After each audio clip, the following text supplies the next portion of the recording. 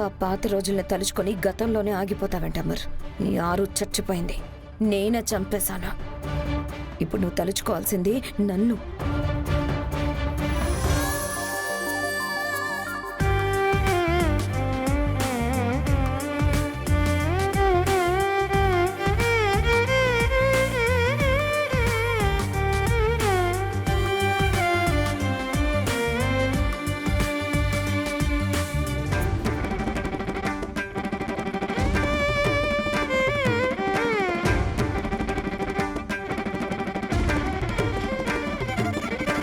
నా లైఫ్లో చాలా ఇయర్స్ నువ్వు లేకుండా గడిపేశా. ఇంకా చివరిదాకా నీతోనే, నిన్ను వదిలేదే లేదు.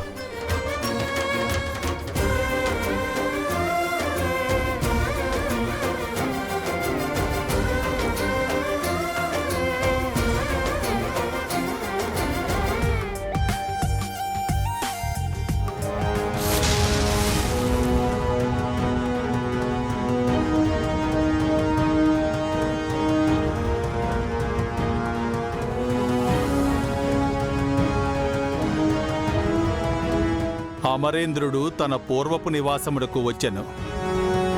పాపం అరుంధతి బాలికకు సంబంధించిన ఆ గతస్మృతులు అతన్ని వెంటాడుచున్నట్లున్నవి. అమరేంద్రకు అరుంధతి బాలిక లేని లోటును ఎవ్వరూ పూడ్చలేరు.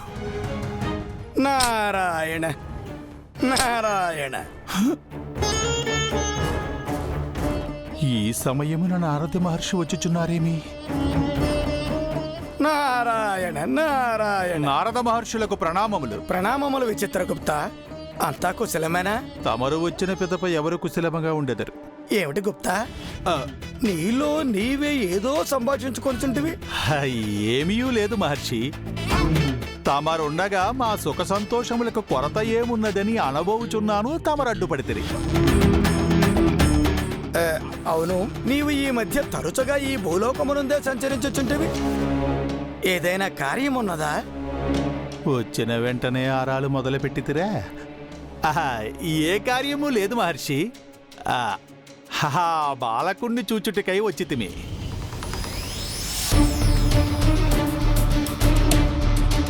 ఆ బాలకుడు ఏదో కార్యార్థమై ఇచ్చటకు వచ్చినట్టున్నాడు. త్రిలోక సంచారులు, త్రికాలజ్ఞులు, తమకు తెలియని కార్యమా స్వామి? తన ధర్మపత్ని మరణ రహస్యము కనుగొనటకై వచ్చేనని మాకు అనిపించుచున్నది. ప్రతి సంవత్సరము అందులకే వచ్చుచున్నాడు. ఈ మారైనను అతనికి నిజము తెలియనా స్వామి? మమ్మల్ని అడుగుతావేమిటి విచిత్రగుప్త? అక్కడికేదో నీకేమీ తెలియనట్టు.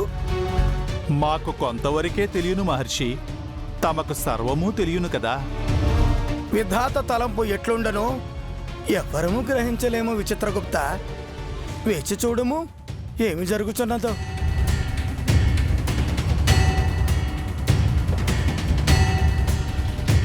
సార్, ఇంట్లోకి వెళ్తారా సార్?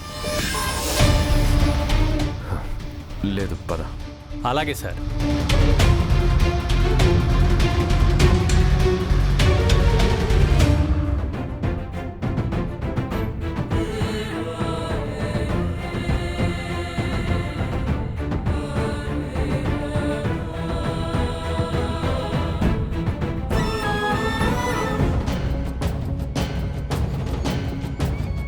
పద.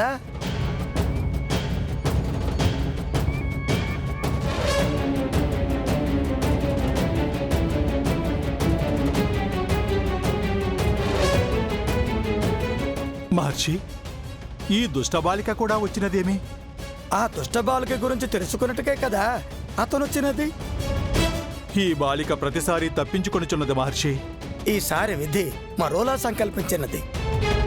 అనినా అమరేంద్రకు నిజము తెలియనా మహర్షి? తెలియను, కానీ కొన్ని మలుపులు, చిత్ర విచిత్రమైన సంఘటనలు చోటు చేసుకుంటాయి. ఆ సంఘటనలేమి స్వామి? నన్ను అడుగుటయ్యాలా? నీవే వీక్షింపుము. నారాయణ నారాయణ.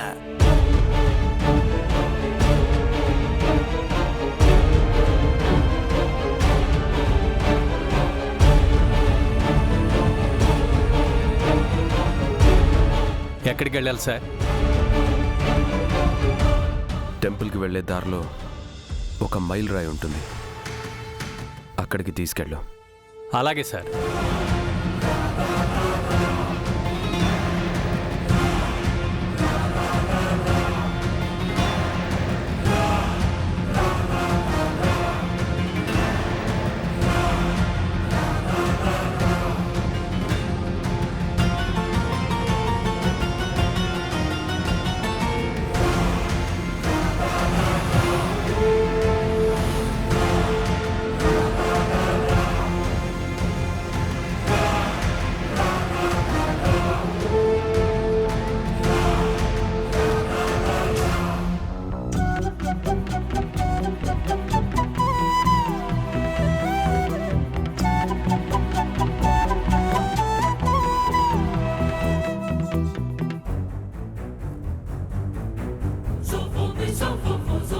ఇల్లు తర్వాత నువ్వు ఇక్కడికి వస్తావని నాకు తెలుసు అమరేంద్ర. నీకోసం అరుంధతిని చంపించింది నేను, గెలిచింది ఇక్కడే.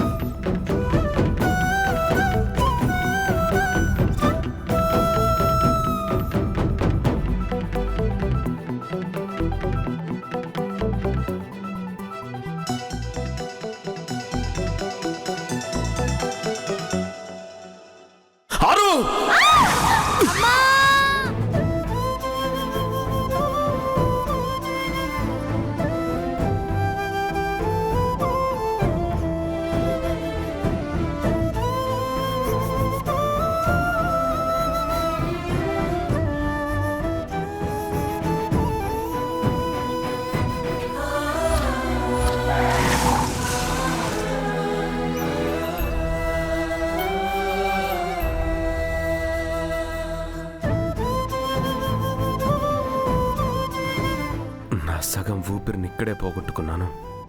నువ్వు నాకు దూరమైంది ఇక్కడే ఆరు. నీ శ్వాస ఈ గాల్లో కలిసిపోయింది.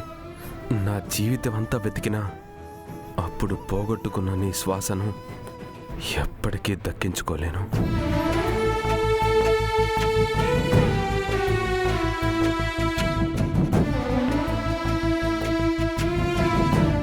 నువ్వు మిగిల్చిన జ్ఞాపకాలు, నీ ప్రతిరూపాలుగా పిల్లలు, ఇవి తోడుగా లేకపోతే నేను కూడా ఈ గాల్లో కలిసిపోయేవాణ్ణి.